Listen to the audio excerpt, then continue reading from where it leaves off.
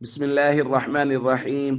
عن عبد الله رضي الله تعالى عنه قال قال رسول الله صلى الله تعالى عليه وسلم: إن لله ملائكة سياحين في الأرض يبلغني من أمة السلام. رواہ النسائی. نبی کریم صلی اللہ علیہ وسلم نے ارشاد فرمایا، یقینی بات ہے کہ اللہ نے کچھ فرشتے مقرر کر رکھے ہیں جو زمین میں ہر وقت چلتے پھرتے رہتے ہیں، اور وہ مجھے میری امت کی طرف سے بھیجے گئے سلام پہنچاتے ہیں۔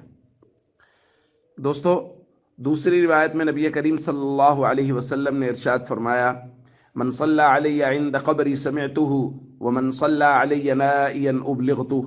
جو شخص میری قبر مبارک کے پاس کھڑا ہو کے درود پڑھتا ہے، میں محمد صلی اللہ علیہ وسلم خود سنتا ہوں۔ اور حضور نے فرمایا، جو شخص کہیں دور سے درود پڑھتا ہے، فرشتوں کے ذریعے سے وہ درود مجھ تک پہنچایا جاتا ہے، اور جو فرشتوں کے ذریعے سے پہنچایا جاتا ہے اس کی وضاحت آج والی حدیث میں آ گئی کہ کچھ فرشتوں کا کام ہی یہ ہے کہ وہ ساری زمین میں چلتے پھرتے رہتے ہیں، جہاں سے بھی درود و سلام کا ہدیہ امتی بھیج رہے ہوتے ہیں وہ فرشتوں کے ذریعہ نبی کریم صلی اللہ علیہ وسلم تک پہنچتا ہے۔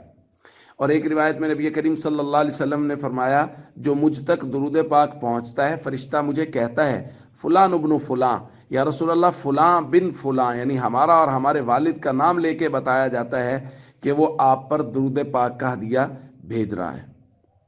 دوستو، یہ کس قدر سعادت مندی اور خوشبختی کی بات ہے کہ ہم جیسے گناہ گاروں کا ذکر آقا دو جہاں صلی اللہ علیہ وسلم کے مبارک دربار میں ہو، اور ہمارا اور ہمارے والدین کا نام لیا جائے اور ہماری حاضری ہو۔ اور اس کا طریقہ کیا ہے؟ کثرت سے درود پاک پڑھنا۔ یہ اتنا مبارک عمل ہے کہ نبی پاک صلی اللہ علیہ وسلم کے مبارک دربار میں حاضری لگتی ہے۔ اس لیے کثرت سے درود پاک کا اہتمام کریں تاکہ اس پاک دربار میں ہمارا نام بار بار پکارا جائے۔ السلام علیکم ورحمۃ اللہ وبرکاتہ۔